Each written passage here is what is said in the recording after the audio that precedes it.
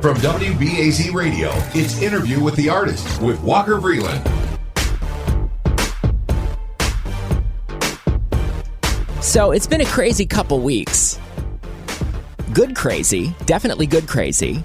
The show was featured in Page Six again for the second time in 1 month. I gotta say, the media gods have been very, very kind and generous to us this summer.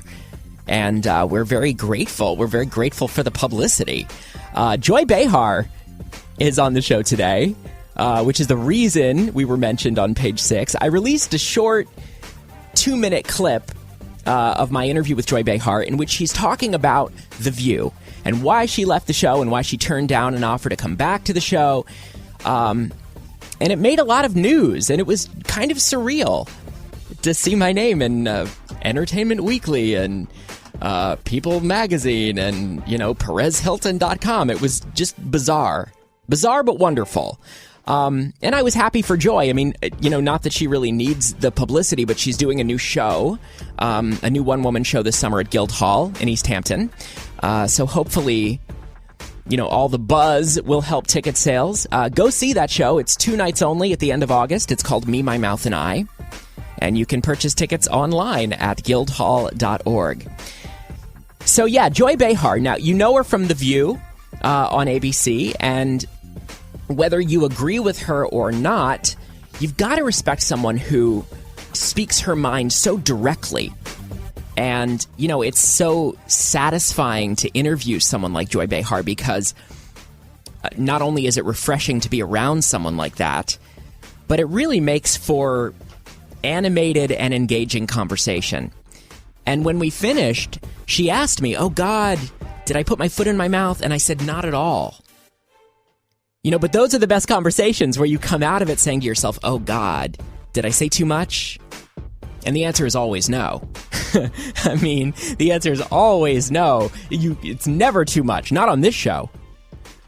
We covered a lot. I mean, we really did. Everything from The Expected, her growing up in Brooklyn, starting stand-up late, The View, Star Jones, things like that, her new one-woman show, to the unexpected, like how she met her husband and what annoys her about the Hamptons and genital piercings and the afterlife. I mean, we really got into it.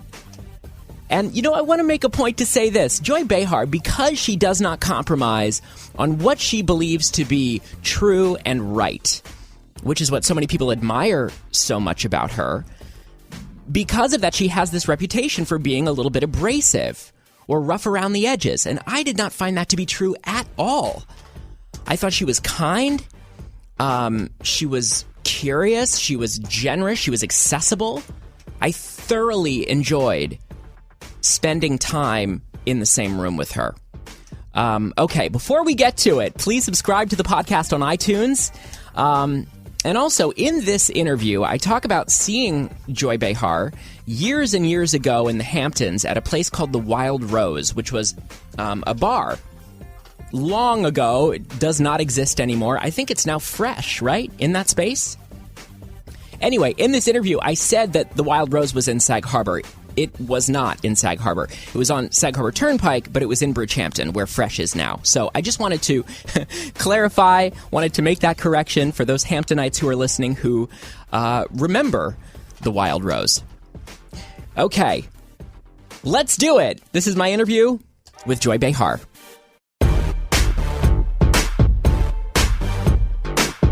Well, Joy Behar, welcome to the show. Thank you for coming in. Yes, my pleasure. I wasn't doing anything anyway. Oh. I was teasing you because I actually was busy this morning going over my show with my husband. Uh-huh. And I got so engrossed in it that I completely forgot about this. And then the buzzer comes up on my iPhone, and it's like, oh my God. He said, throw some lipstick on and fix your mop, and so here I am. Now, do you guys work together? Are you a director? Well, my husband is sitting here with me, but Yes. it's not Mike, so I'll speak for him, Okay. which I usually do anyway. He is my producer and co-writer on many things, yes. Okay. We work together a lot. Is that how you met? Oh, no. We met many, many years ago at a semi-nudist colony. Seriously? It was one of these adult places where singles went. Okay. And they didn't allow children. So people had the option to be naked, which I thought was horrendously a bad idea. I would never be seen. I always say for any man to see me naked, I have to be in his will. But for him, he was actually as many feet away from me, standing naked at the pool with his friend Neil. And I said to my friend, look at these two idiots. Then later that night, there was a social event going on. People were dancing. It was like the song they used to sing. I remember it.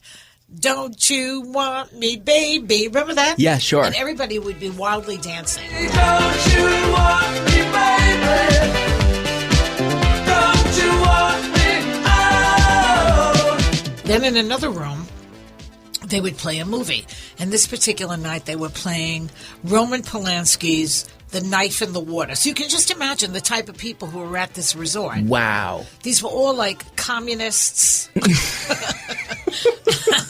Communists and hippies and social workers and shrinks, those types. And there he was, fully naked, fully dressed. Okay. Fully dressed, watching the movie. And I saw him and I said, well, he's kind of cute. And I went over to him and I said, what's this movie about? And we just took it from there. So you went up to him. Always. I always did that. That was my MO with men. Mm-hmm. I don't like them finding me. I like to psych them out, scope them, Right. see what they're like, and then I talk to them. If they're interested, they can respond. If they're not, they don't. Because if you wait for them to come to you, they could be rapists. Who knows what they are? So you've been out here in the Hamptons for how long now? When I was in college, at Queens College, back in the Pleistocene era, when man was just beginning to walk erect. Right. My sorority, Delta Zeta, because, in those days you had to join a sorority at Queens College or you just sort of disappeared into the ether. It was so many people and so anonymous. Even though I'm sort of against fraternities and sororities in a way, I don't think that they exclude other people. But in that case, it was a survival method. Because without a sorority, you didn't have a social life. You had nothing. You didn't Right. even know where to sit in the cafeteria. You know what I mean? Yeah. You'd never have a group of friends. You just couldn't do it. I couldn't anyway. So my sorority rented a house in Hampton Bays across the street from the firehouse. So that was back in the day. I won't even say the year, although I could, but I won't. Okay. Because the year is so long ago that it gives me vertigo to say the number. So I'm not going to say it. But 30 years ago, I met my husband at this half-naked resort. And where was this resort? It was up in Woodstock, of Okay, course. sure. Where else? Certainly wouldn't be out here. No.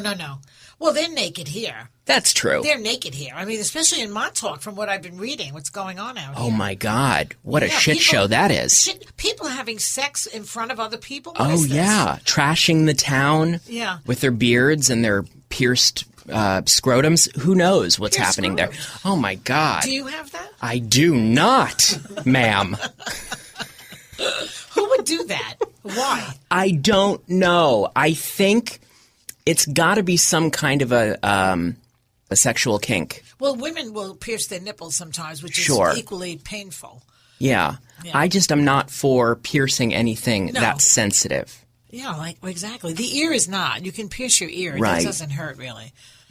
So anyway, continue. You moved out here when? When did So you then- get a house out here? So then in the 90s, was it the 90s? Before I got the view, we were renting a couple of places. Okay. One was in the Springs. It was kind of a nice-ish house, sort of okay. And, of course, the landlord was such a cheapskate, he wouldn't let us heat the pool. So I said, he wouldn't pay for that anyway. So we hated that house.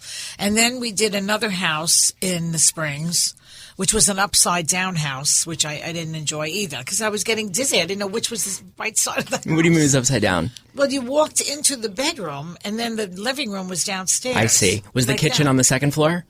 I think it was. I Yeah. don't remember. But it had the bedrooms were Yeah. downstairs. The living room was upstairs. That is disorienting. It's extremely Yeah. disorienting. It is backwards. And then finally I got the view in 97. And I bought a house. We bought a house in Sagaponack. a nice little house, and it was very sweet. It was not like south of the highway in South. Sagaponack is the most expensive neighborhood in the world. It really is. Or certainly in the country. Yeah. No one's ever home there, by the way. Where are these people? Oh, their houses sit all year long. It's true. It's disgusting. I know. Frankly, the empty houses out here, and they just keep building more. That annoys me. And they get bigger and bigger and bigger. They do, and emptier. Yeah. You know, so we bought that, and then, I started to do better on television. I had a couple of jobs. I was doing HLN and The View, and then I was doing Current and The View. Sure. So I was making some more money, so I bought another house. So now we're in East Hampton. Well, you know, I remember seeing you.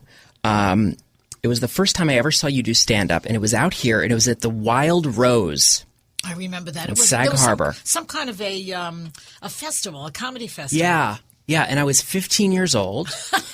And that was about 10 years ago. That's when I knew it was 21 How old are you now? I'm 36. Oh, so it was... it was 21 years ago, right? 15 years ago.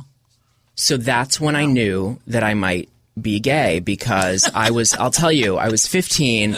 I was in the Hamptons for the summer. I couldn't drive. I was working at this coffee shop, which has been gone for years. It was on Main Street in Bridgehampton called Sedona Coffee and Tea. I was working there, and all these guys I was working with, there were these guys, and they said, when we get off work, let's go pound some beers. Let's go pick up chicks. Yeah. And I was like, where's Joy Behar? I hear that she's in town performing. That's when you know. Can't miss it. That's when you know. Now, I wouldn't say it was the only sign, but it was a sign. Yeah. Anyway. That is a sign, though. Definitely. This is why I won't mention names, but sometimes celebrities would come on The View, and when they would connect up with me, these guys, I said, this guy is gay. Forget the Inquirer, just ask me. Exactly. So you are bringing your new show, your new one-woman show. It's called Me, My Mouth, and I, to Guildhall in East Hampton. And the show had a run off Broadway last year at the Cherry Lane Theater. Right in the Village. Is it cathartic for you to talk about your childhood on stage? Cathartic, I don't know if that's the word to describe it. How does it feel? Well, it's a long time ago, but you have a lot of perspective after so many years, on what happened to you. I was basically programmed to be a performer. And now when I watch my grandson, who is not programmed to be a performer, if you say to him, come on, let's sing a song, he'll just look at you like you have two heads. When I was a kid, I would do it. I would do it because they encouraged it so much and gave me so much applause and so much, admiration. And they loved it so much that I became addicted to it. And that's part of what the show is about. I see. The addiction to performing. Well, it's so interesting because you started relatively late. Yes, I was about 39. As a comedian, and you were a school teacher first. Now, were you unhappy as a school teacher? Well, it wasn't really for me. 25 hours a week of fabulousness is not my cup of tea. It's too much happiness? Just too much enthusiasm? No, it's too much work, really. Yeah. It's so much work, especially English teaching. I don't know how people do it. Because you have preparation, then you have the classes, which are mostly unruly, and then you have marking papers. So you are never idle. This business that teachers get the summer off and they should not be paid as much money is outrageous. They're the hardest working people in the world. It's outrageous. And I think that especially history and English teachers who have papers to mark. My husband was a math teacher. Okay. He didn't have the papers to mark. Whatever happened that day ended at 3:00. Am I right? Yeah, that's right. Yeah. But not English teaching. That's hard. And you have to know stuff. And you've got to keep them interested for 45 minutes a period, yeah. Yeah. And the days are long. I mean, my friends who are teachers, their days are like 15, 16-hour days. That's right. That's crazy. So it was too much. Yeah. And it wasn't really satisfying my desire to exercise whatever talent I had. So what were you thinking when you decided, okay, I'm going to do this, I'm going to try this? I mean, was that your frame of mind when you did stand-up for the first time? Stand-up is very hard to do. It's very hard to do. The main thing with stand-up comedy is that you need, in the very beginning, you need to have all the elements that you need at the end. Did you know that at the time? Well, I didn't know anything. I mean, you need to have material. You need to have a persona. Sure. And you need to be funny. That's a given, of Yeah. course. You know, if you're not funny at all, don't even try it. But then you need jokes. I mean, material. You have to have something to say. You have to have timing. But the main thing that you have to have in the beginning is confidence, which is the one thing that you don't have. Mm-hmm. You can be. I had material. I had my personality. And I had timing. I had all of that. I had no confidence because, and I didn't even know how to fake it. So I really was set back over and over again. Every time I'd get up, even when it was good, it would set me back for months because I would be worried, am I going to be able to do this again? I always liken it to a ballet dancer, Baryshnikov. Am I going to jump that high today? Mm-hmm. It's like that. So that's the main difficulty with it. So the only way that I kept going was the fact that I needed the money. Now, I was making no money. It's not like all of a sudden you're making money. You're only making $20, $50, $100 here and there. But compared to the fact that I was on unemployment insurance before that, mm-hmm. it was money. And I felt like, okay, I'm not psychotic. I saw that most of the time I was doing well. Yeah. And so I just kept going. But that was my motivation, was to keep at it because I had tried everything else and nothing worked for me. And did you know immediately? I mean, when you stepped on stage that very first time that you did stand-up, did you know then and there, okay, this is it? Well, the first time I got on stage was I was auditioning for Saturday Night Live. The very first time I ever got on stage, which you will hear about in the show. I never got on because of various reasons. I can't tell too much. Okay. I wouldn't want to tell you everything. Well, they know I didn't get on because they haven't seen me on there. Okay. But, it's a very fun story about a woman of my in my position at the time to audition for Saturday Night Live, and so I had to go on at a club and get up and do my bit, and it killed the first time, and then the second time it didn't. Wow! So that threw me off. Mm-hmm. But you say so it's a tricky business. So, one thing I did not know about you until I heard your interview with Howard Stern was that you used to work in a mental hospital. Yes, I did for a while. Why? Kings Park. Why? Yes. Oh, boy, you want to know everything. Well, I was there because my ex-husband and we were married at the time. He was getting his doctorate out here at Stony Brook. And I was getting a master's degree there. And we were broke. We had nothing. Zero. We had rent that was $100 a month, and we couldn't even afford that. You were living where? Center Reach. Okay. Which I don't even know where that is anymore, but it exists. Me neither. Somewhere. Yes. I've heard of it. In fact, it was that neighborhood. They stole my basset hound. That's how that was my experience with Center Reach. Yeah, someone stole my basset. Oh my God. Okay, so we had enough money for a dog, though, I guess, so it wasn't terrible. But we got the dog before we had the kid. Once you have a kid, you can't have a dog anymore if you have no money. Right. I'm telling you. Too many mouths. It was brutal. It was brutal. So we had no money. So he's getting his doctorate, and he's on one of these stipends or something, and I had to get a job. So I got a job teaching at Kings Park State Hospital. What were you teaching? I was teaching orderlies how to pass the test so that they would be promoted. So you didn't have any interaction with the patients? No, the mental patients. No, not really. They would walk by, but I didn't have to teach them. No. I'm curious because as someone who was once a patient in a mental hospital. Were you? Yes, years ago in my 20s when I was nuts. After you saw me perform at 15, you became a mental patient in your 20s? Briefly. So there's something to that. I don't know. There's a lot to it, Joy. Well, what happened to you? I just had a breakdown in my 20s. I was trying to be an actor. I was mentally unstable, and I was being overprescribed medications, and that just exacerbated things, and it made it worse and worse and worse. So I'm much better now, but I'm always interested. I'm always interested in anyone who's had any kind of experience with a mental hospital, because I think, and even at the time, I remember it being one of the most sociologically fascinating places you could be. Yeah. I mean, I was just so fascinated by the whole, it was interesting. Intrigued by the whole experience. How long did you have to stay in the hospital? 10 days. And where were you?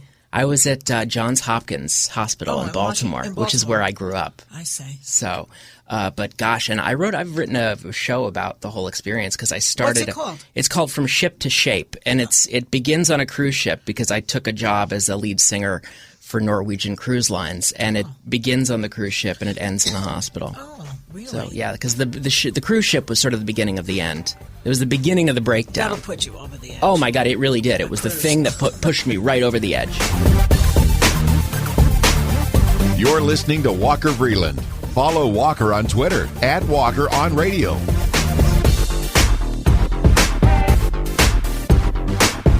I would love to ask about The View. Sure. And if you're just joining us, I'm here with Joy Behar.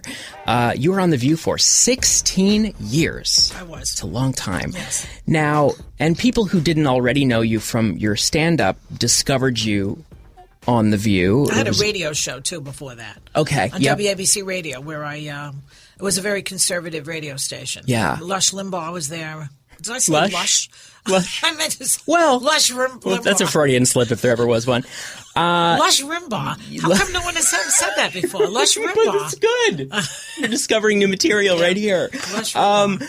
No, but it was a great platform. I mean, The View was such a great platform for you. And Yes. one thing that I always wondered, when you're doing a show like The View, a show that is all about passionate discussion and heated debate, were you always able to detach when the cameras stopped rolling? Yes. Yeah? Always. Yeah. Yeah. Because like Elizabeth Hasselbeck and I used to get into hassles all the time politically.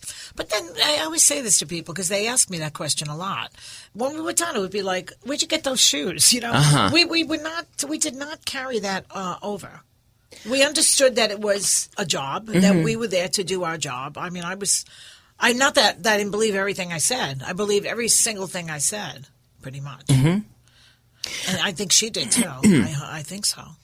I just know when I'm in a confrontational situation that sometimes I become physically shaken. And I guess I just wondered, was there ever an instance when things on the air became so charged that you saw the tape of her and Rosie O'Donnell. Sure. Everyone's seen that. And you're always in the middle. That was a legitimate conflict. Please, let's have a conversation. You know why I don't want to do this, Joy? No, let me tell you why I don't want to do it. Because here's how it gets spun in the media. Rosie, big, fat, lesbian, loud Rosie, attacks innocent, pure Christian Elizabeth. And I'm not doing it for the rest of the Let me do it. What is cowardly? Is there no commercial in this show? Asking. I'll tell you what's cowardly.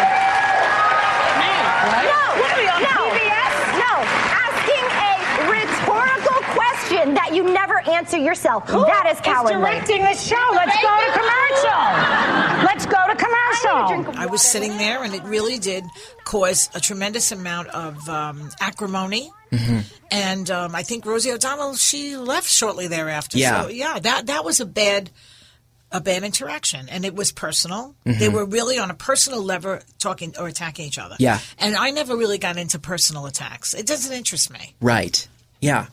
Well, you were part of so many great TV moments. I mean, there was the show where you had Bill O'Reilly as the guest and you and Whoopi walked off. Right. Do you remember what it was specifically that he said that pushed you over the edge? Well, he said something to the effect that all Muslims are terrorists. Right. Which I don't accept. All of any group is anything. You know? Mm-hmm. Blanket statements like that. Right. Yeah. Right. I just don't accept it. I think that it's an ignorant statement. And so he was a bully. He's a bully. He's a total bully. I mean, he doesn't even allow anybody to talk about his peccadillos with his girlfriend or whatever the hell he had going on. So you're not allowed to ever go near him, but he can do whatever he wants. So as a person, did you ever get to know him as a person? No, I don't like him. Yeah. And he knows it. Right. He doesn't like me either. I find him to be off-putting, cold, detached. Condescending. He's condescending Yeah. and a bully, like they all are. Yes. All these people that we can't stand. Right. He's a bully. And so he wouldn't really have an argument. It was like, how can you argue with someone like that? Mm-hmm. And people say, well, why didn't you just sit there and argue with him? Even Barbara was pissed at me for walking off. But I have to say, I was propelled out of my seat. I just couldn't sit anymore. Yeah. It was like you skeeved me at this point. I'm skeeved. You know what that word skeeve? Never heard it. Because you're a wasp. That's why. The Italians understand Teach it. me. It's like, ugh. Right. Right. I was skeeved. So I got up.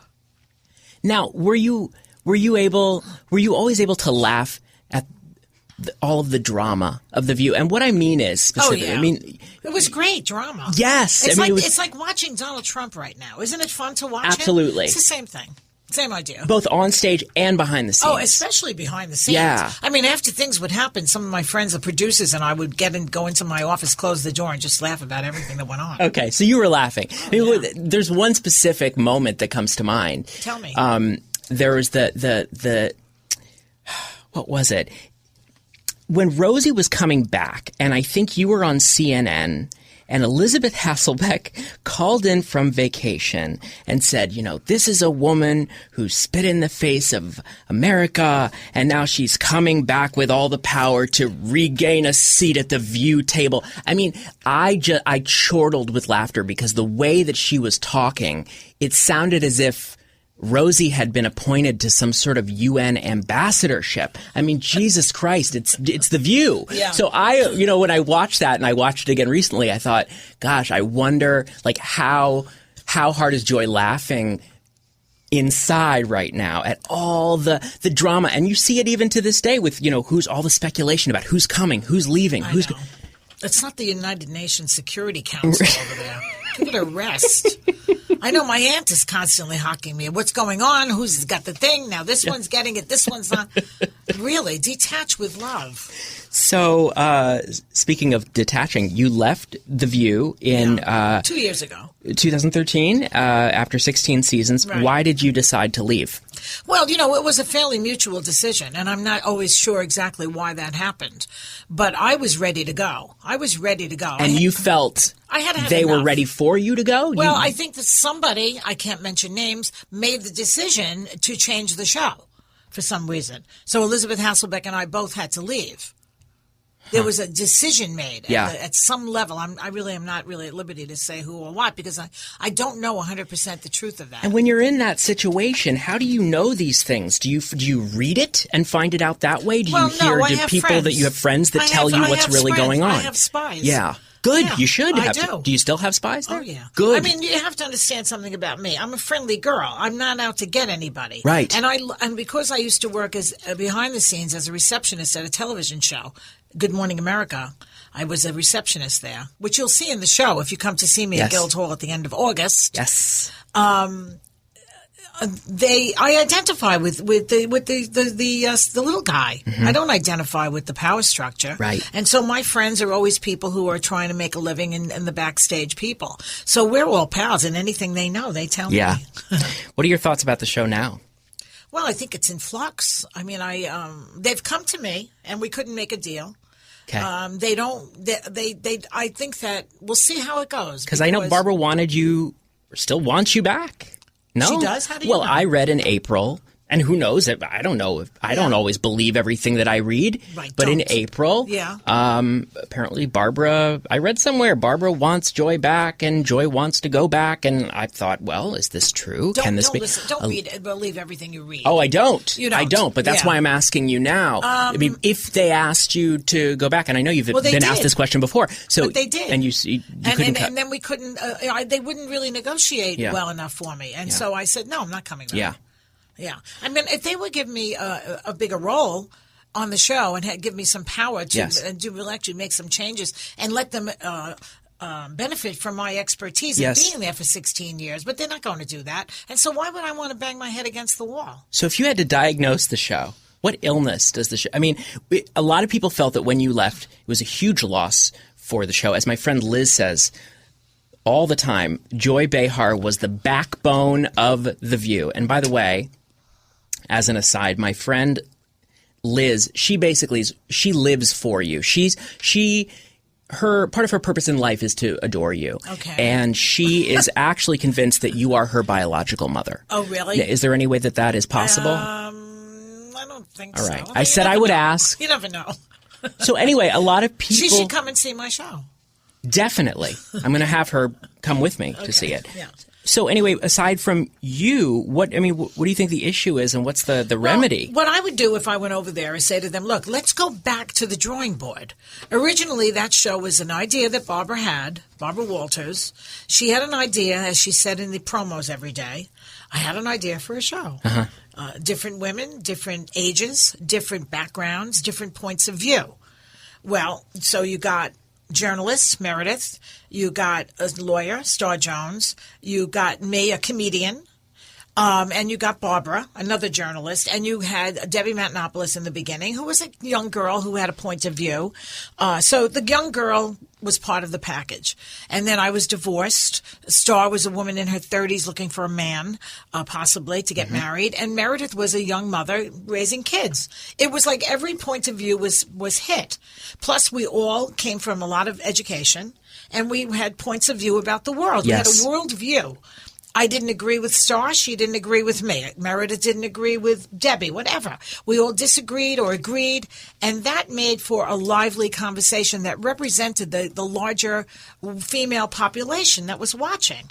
Now, I don't think that they book it in the same way. They book it according to what chemistry there is with people. Well, we had chemistry too. So the idea was originally, Barbara, what I just described. Plus, what she did was she set us all up in a hotel room and would change the combinations. People are waiting in the green room, and then she'd bring this one in and mix it up with me and mix it up. And, and she saw, Barbara and her people that were working with her, what group really meshed. So that's how she did it. So why not do it like that? Yeah. Again? So what you're saying, it was more than just personal chemistry. It was interesting points of view that different clashed. Points of view, different positions in life. One's a divorced person who's had a lot of experience. I was at that point already. Meredith with the kids, and Star had a lot to offer. She was interesting. She had a very interesting point of view. And she was in the market looking for a guy. She got married on the show, and it was all interesting stuff. And we brought our personal things into the show a lot.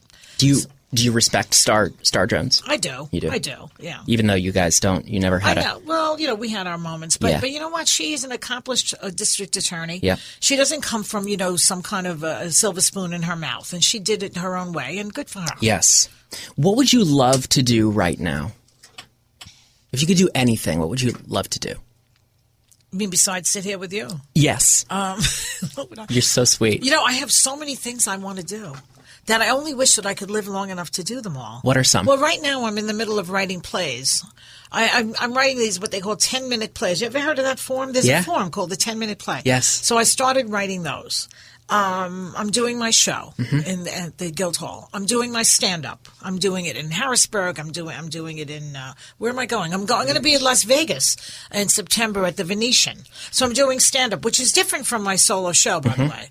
Okay, so then I have a kind of a show that probably will be going on the air on TLC coming up in the fall, which is kind of like not a reality show exactly, more like I can't even describe it. Interview format?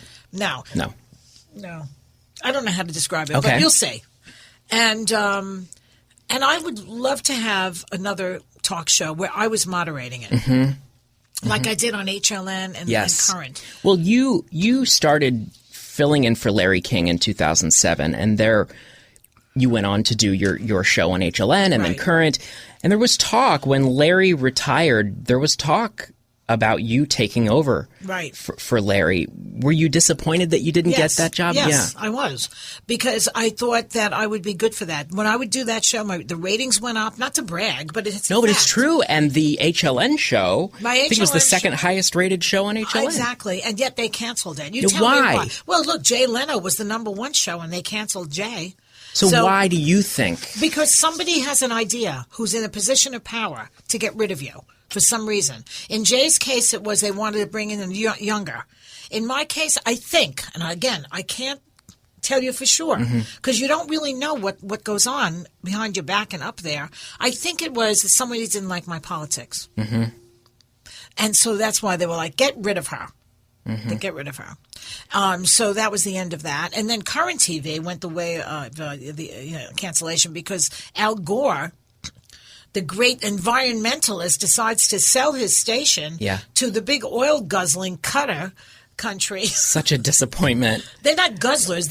They're manufacturers of oil. I know. I don't know what they... But anyway, he sells it to Qatar for $500 million.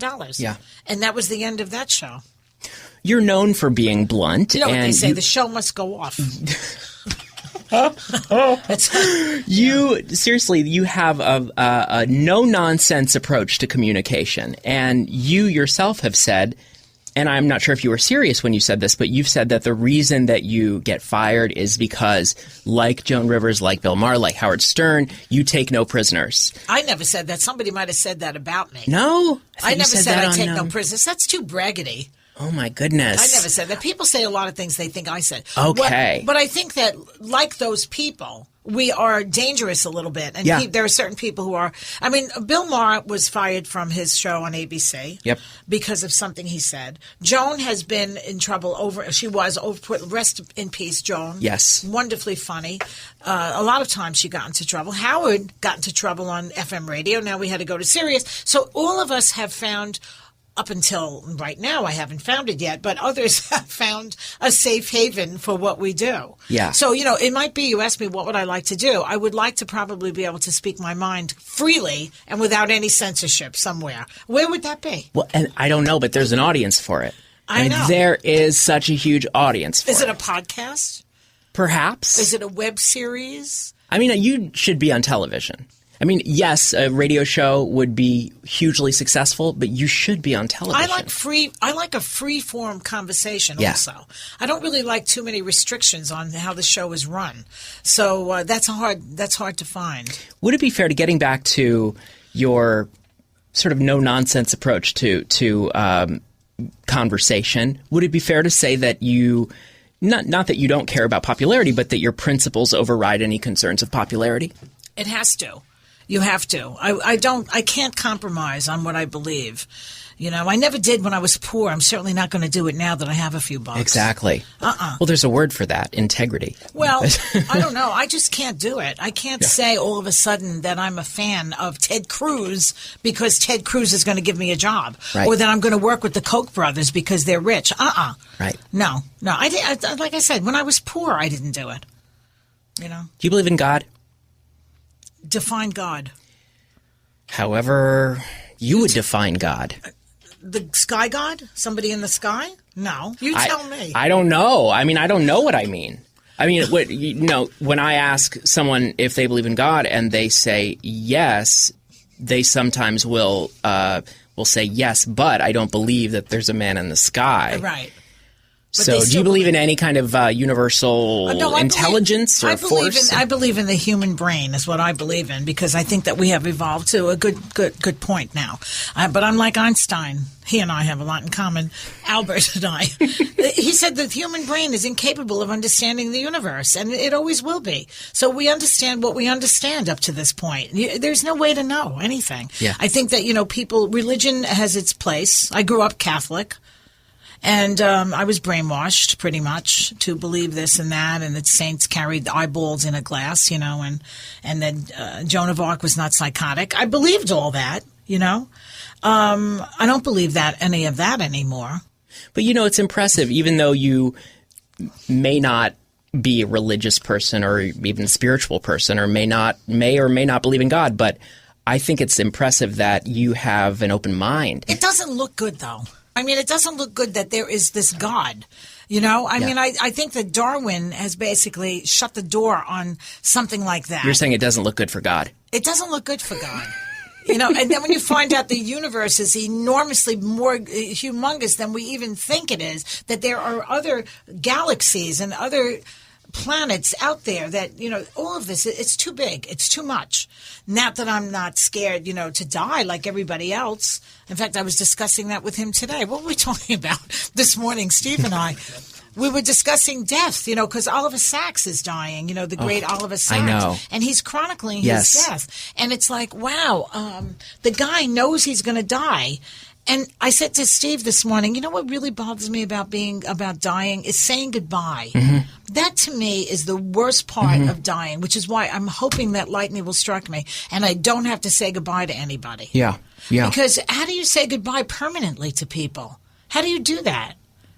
You're never going to see your children again. You're never going to see your husband, your friends. Oh, my God, how horrible that must feel. And it's I understand why people created God and religion, because it is terrifying to think that. Yeah. So that's the worst part of it. And, a lot of times they'll say, well, you need to say goodbye to everybody and get your stuff in order. I'm not saying goodbye to anybody. When that day comes, I'm going to say ciao. Yeah.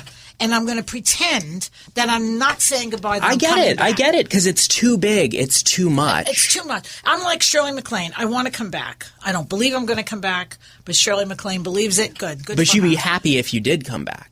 Yeah, but I could come back as a roach. I don't know what I'm going to come back as. Right. I have a pretty good life. I live in the Hamptons. Yeah. But, but if I come back as, some untouchable in India, what's going to happen to me then?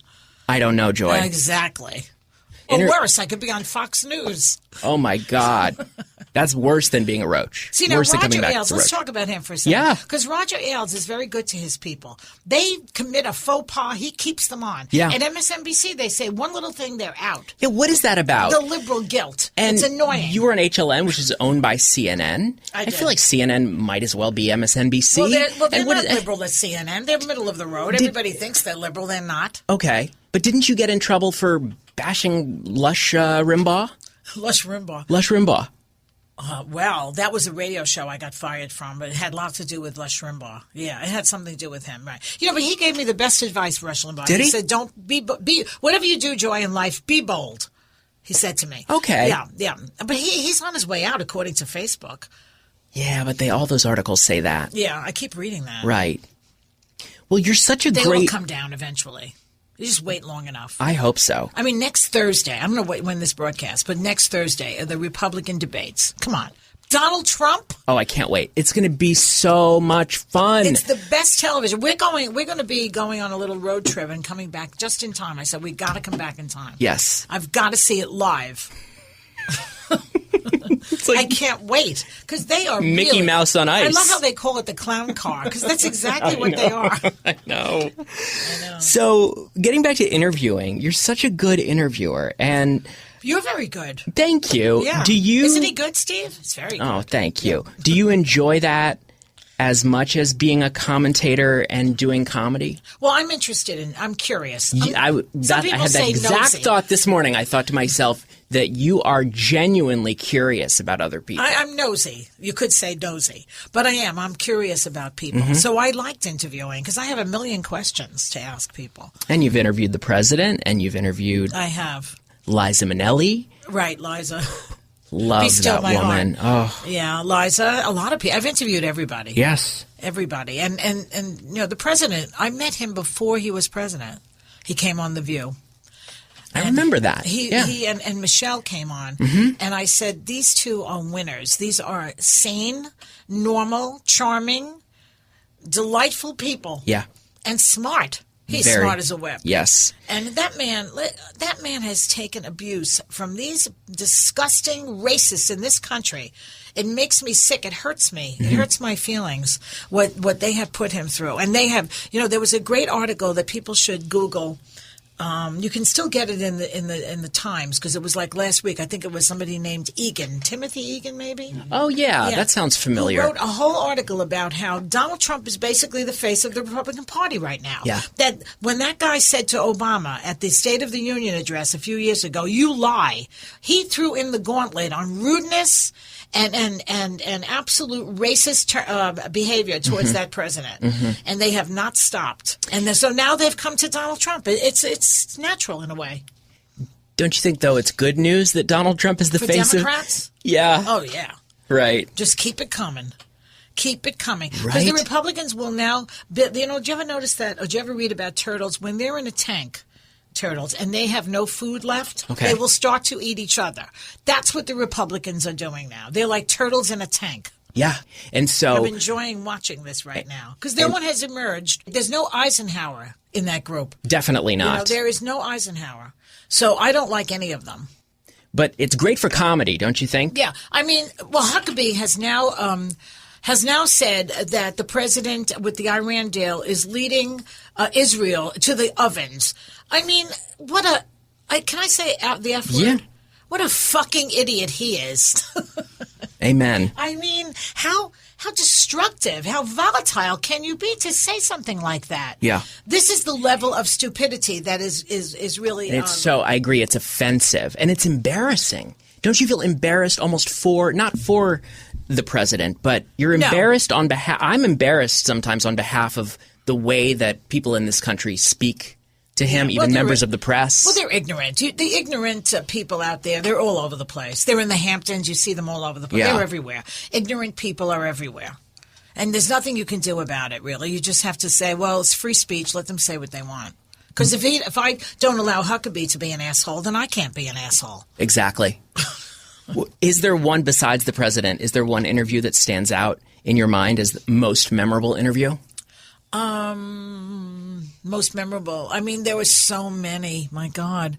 I used to love some of these celebrities who came on, like Meryl Streep. She was always, I always say that the bigger the star, the nicer they were, and that really holds true, pretty much. That's great to know. Bill Murray came on my HLN show and was just wonderful. And he booked himself on my show. He called the show and said, I want to be on the show. I said to him, why? He said, because it's a wholesome show. It was wholesome. He said, wow. It's an odd That's such a compliment. Yeah, even Steve Martin wanted to come on the show. I mean, it's so nice to know that these people are out there and that they appreciated the show. Well, that's how I feel about you coming on this show. I'm so grateful. Oh, thank you. What have you learned about interviewing? What advice can you give me? Well, I think that you want to ask the hard questions of people, and because they can always say no. So you always want to go, but you have to do it in a way without that gotcha business. Right. The gotcha thing, who needs it? I mean, Sarah Palin used to say, if you said to her, what color dye do you use in your hair? Oh, it's a gotcha question. I'm not, don't talk about paranoid people. I'm talking about regular people that you're interviewing. I think that, and also ask a question off the beaten path. Don't ask the question that everybody else is going to ask. Sure. So before we wrap up... One of my more memorable questions was when I was on HLN and Casey Anthony's lawyer was on. Remember Casey Anthony? Sure. Who allegedly murdered her child and got away with it, I think. Well, her lawyer was there defending her to me.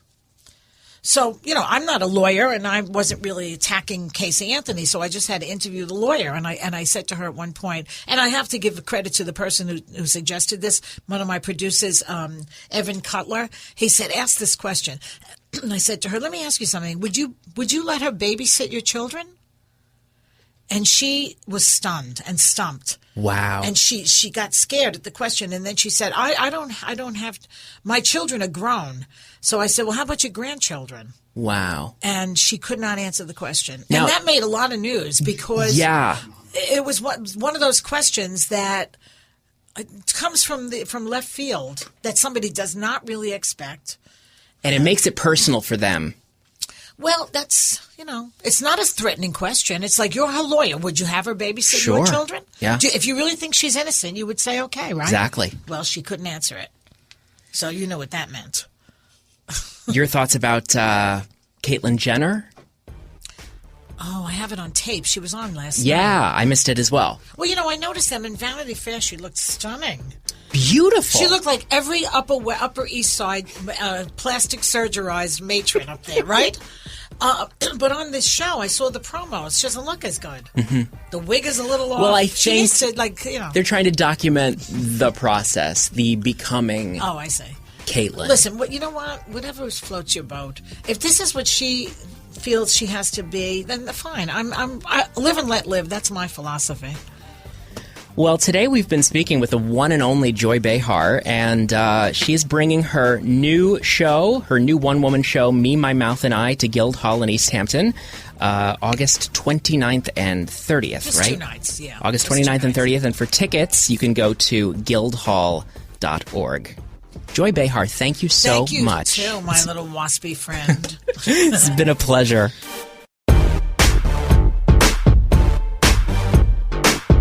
Interview with the Artist comes to you from WBAZ Radio. Leave your comments and listen to past episodes on our website, interviewwiththeartist.com. Thanks for listening.